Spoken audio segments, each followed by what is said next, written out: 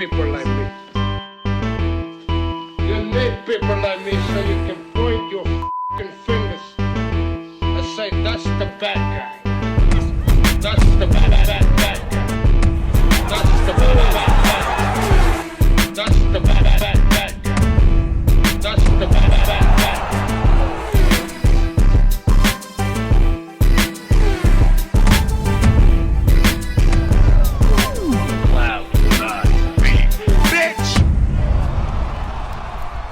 Welcome to the motherfucking relay. We're covering today's top boxing news. Okay, we'll start with this. Ahead of this weekend's WBO welterweight title fight, Terry Harper says, I'm going to take Sandy into deep waters. This is the perfect time to fight her. Why is that? Because she's not with her longtime trainer, Clifton Mitchell, anymore. She's trying out a new corner, trying out new things. The belter, Terry Harper, who currently holds the WBA Super Welterweight World title, is aiming to return to her winning ways in front of her home crowd after a frustrating draw with modern great Cecilia Brakehouse on the massive Lee Wood versus Josh Warrington card last October. I've got a chance to become a three-weight world champion, and what better place to do that than in front of my home crowd, said Harper. They were there when I became world champion against Eva Wahlstrom, and hopefully they'll be there when I become a three-weight world champion against Sandy Ryan. They're both coming off of draws, Terry and Sandy. Terry's draw with Cecilia Brakehouse, who's in her early 40s,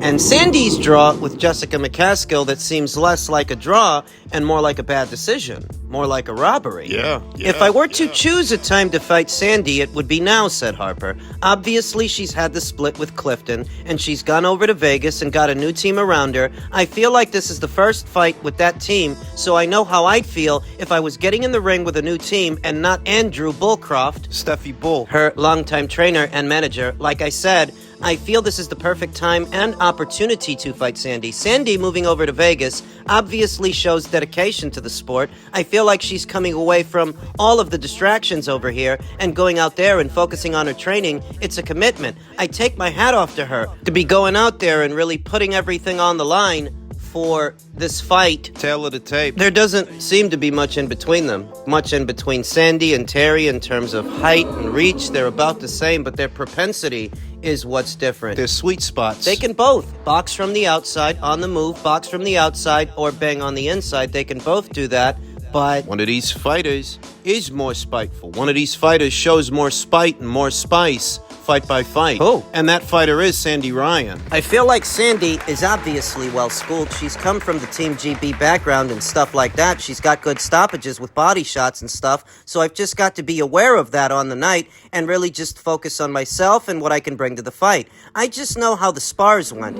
If the fight goes that way, it's going to be an exciting fight for the fans. I know I'm going to take Sandy into deep waters. I'm going to make her ask a lot of questions if the best version of myself... They sparred each other before. Turns up on the night, then I beat Sandy comfortably, and I see my hand being raised, and the new. Is that the way it's gonna go? Based on gym stories, based on sparring sessions. Like I said, even though Sandy and Terry can do a lot of the same things from a tactical perspective, a mechanical perspective, they have their separate personalities and preferences. Sandy Ryan does seem a more spirited fighter, mean-spirited fighter than Terry Harper, which is why she's more of a mid-range to inside fighter. She has the height and the length and the mechanics, the fundamentals to box from the outside, but it does seem like she prefers to bang on the inside, whereas Terry's the long-distance fighter. Her best punch, her money punch, is the jab, and her best punches are her straight punches, on the move, on her toes. What does that mean? That Sandy Ryan might be the one that's coming forward, pressing the issue. Sandy Ryan may be the aggressor, and Terry Harper may be the defender. Though because they're so similar in stature, so similar in height and length. Can Terry keep her out? And if she doesn't, what happens? Terry Harper is no stranger to a shootout, no stranger to a brawl. She had a memorable one with Natasha Jonas some years ago, and we all know that Natasha is a sizable puncher, a strong puncher. Feels like we haven't seen that Terry Harper in a while. Since that knockout to Alicia Baumgartner, a lot of time has passed since then. A lot has happened. Terry's had fights, but they've been passive performances, not memorable ones, whereas Sandy looks to have been getting better and better, sharper and meaner, fight by fight. It's a tough fight to edge. Sandy Ryan is a meaner fighter than Terry Harper, but at the same time, Terry wouldn't have taken this fight for no reason. She must be confident because she didn't have to come down in weight. She didn't have to do this. She could have pursued a unification match up there at 154. She chose to come down. She chose Sandy Ryan. She didn't have to. Got some more thinking to do when it comes to this one because I almost can't call it. Set to go down on the undercard of Dalton Smith versus Jose Zepeda this weekend. We'll talk more about the fight. As the fight date approaches. Men's light heavyweight and cruiserweight news. Billam-Smith versus Riakporhe II could return to co-headline the Yarde versus Buatsi bill. We now know that the people at Boxer are working on making a domestic clash between Anthony Yarde and Joshua Buatsi. That's what the holdup seems to be. The holdup for Chris and Richard's rematch. WBO cruiserweight champion Chris Billam-Smith is having to be patient, having won his title by dropping and outpointing Lawrence Okolie in his hometown of Bournemouth last May. Billam-Smith defended his crown for the first time against Matthias Masternak, stopping the Polish challenger in front of his South Coast fans in December. It was revealed several weeks ago that Billam-Smith's next fight could be against Richard Riakporhe, but time has gone on and there is still no date or venue. Both cruisers are promoted by Boxer. Richard Riakporhe already beat Chris Billam-Smith a couple of fights ago. Couple of years. A lot has happened since then. It's a funny old game, this boxing, that in spite of Richard having beaten Chris already,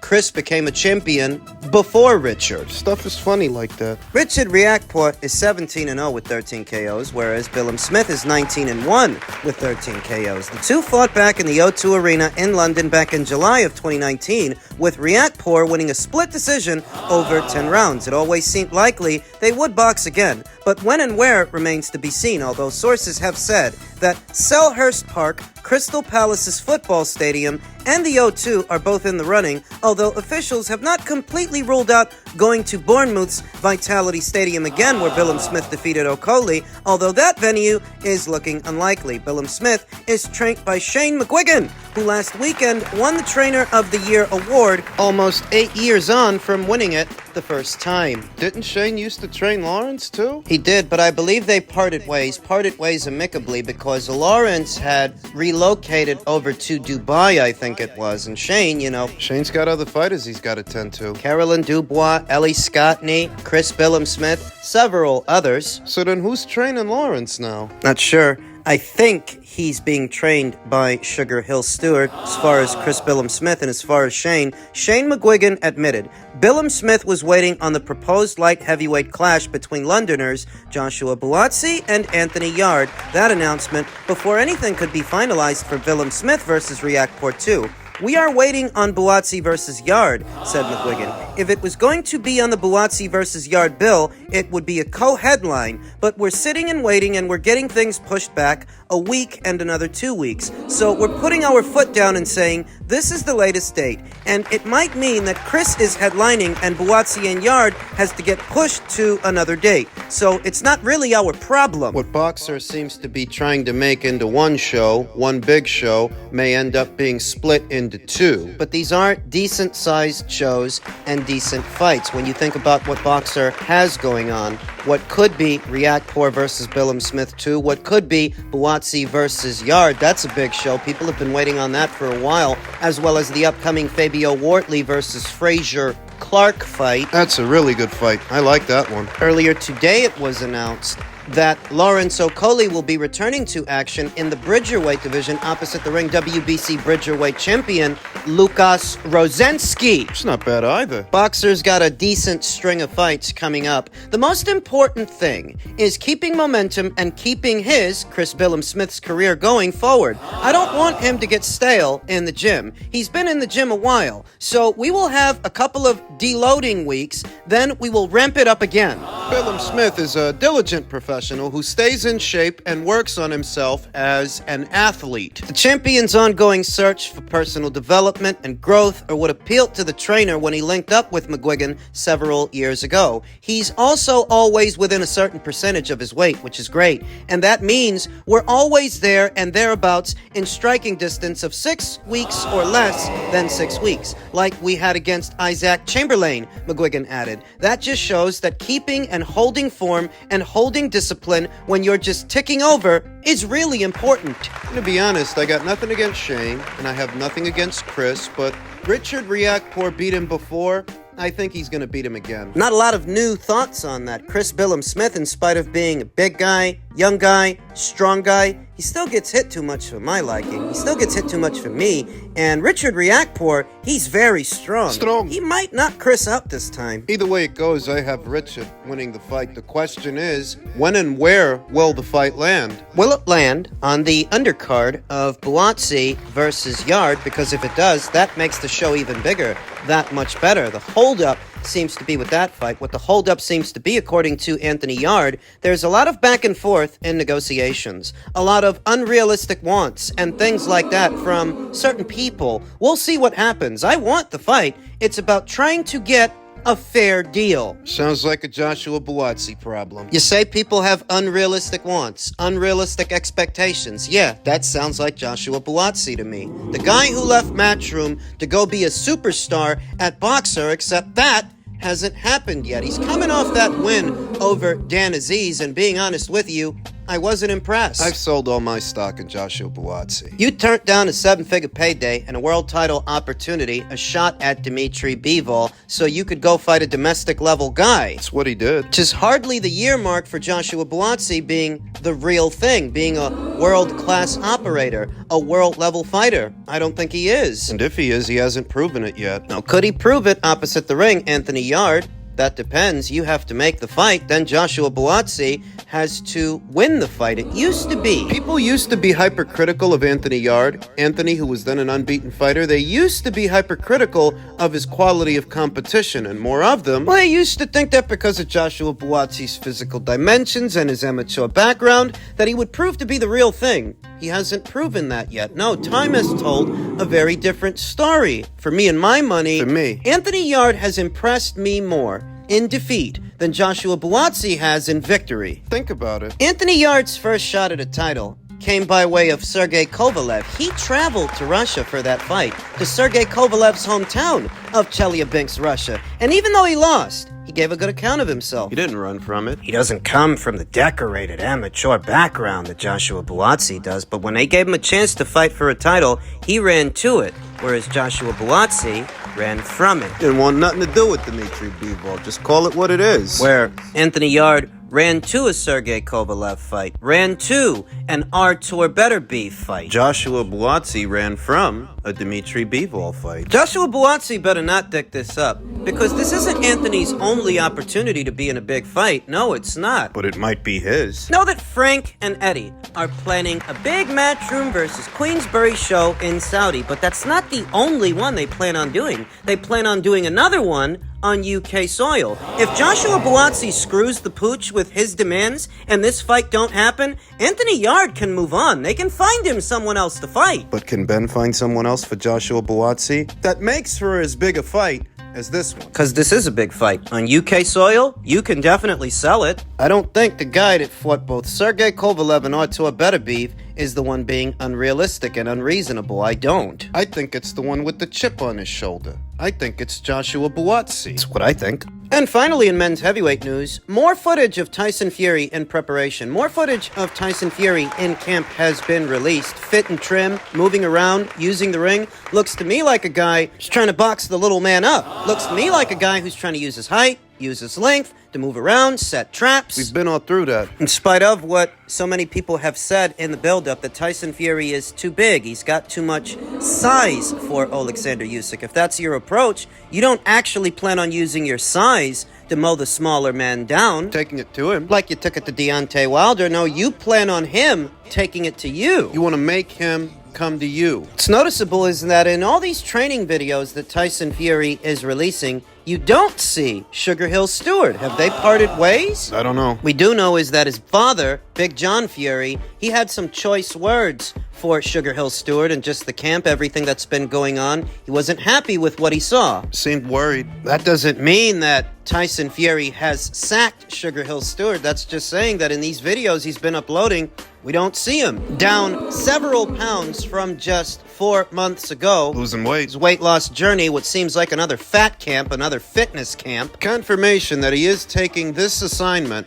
more seriously than the previous one, than the Ngannou fight. To the Fury fans, the Fury faction of fans, well, that's encouraging to them. To me, seeing Tyson Fury lose that amount of weight in that amount of time, you know what it reminds me of? It reminds me of Andy Ruiz's weight loss journey, his fitness journey, ahead of what was the Chris Arreola fight. We know that Andy, he's known for having a granite chin. He's known for being able to take a hard shot, keep it moving, keep it pushing. But in the Chris Arreola fight, he got floored By a journeyman. I always felt that the weight loss, it made Andy weaker, and that shock absorber in his neck. All the weight around it. Knockouts in their simplest form are when there's some kind of blunt force trauma that moves the head in one direction and the brain inside the skull to the other. That's what causes the knockout. But when you've got a pack of francs for a neck, believe it or not, that services as a shock absorber to better take punches. Andy losing all that weight hurt his punch resistance. That's why a journeyman was able to knock him down. So when I see Tyson Fury losing all this weight, trying to get fit and trim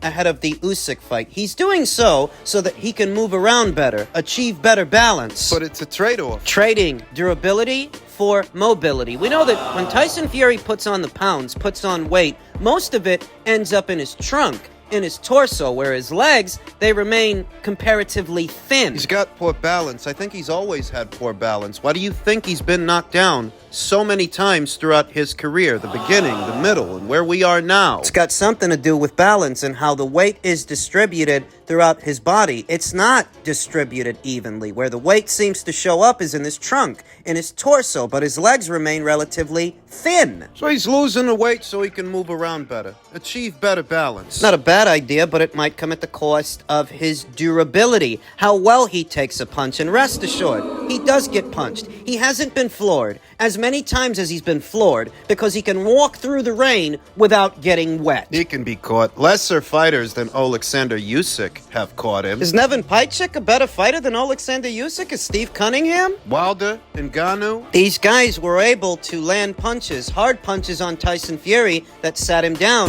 on his back pocket. So when I think about that and I think about Usyk, yeah, I think Usyk can land that straight left hand on him. I think Usyk might be able to sit him down. I think he can. Hit him with punches he doesn't see. From angles he's not used to because he's a smaller fighter than what he's used to. He's used to being light on his feet, nimble, against what are very big and very slow targets. It's a strategy. You're gonna move around and try to walk him into punches. That means you're fighting a reactionary fight. You're reacting to what he's doing. You want to draw him in and set him up. That's what you want to do. What that essentially means is you're gonna let him lead the dance. Let him lead the dance. He might set the pace. It's not good for you. Often talked about how Alexander Usyk sets a pace that wears out his opponents. That if he can't knock out a guy, it's not through strength of arms and concussive power. It's because the guy's so fucking exhausted from trying to keep up with him. The tension. Thinking and moving and reacting, trying to. It all catches up with these guys. It could catch up to Fury. We'll see.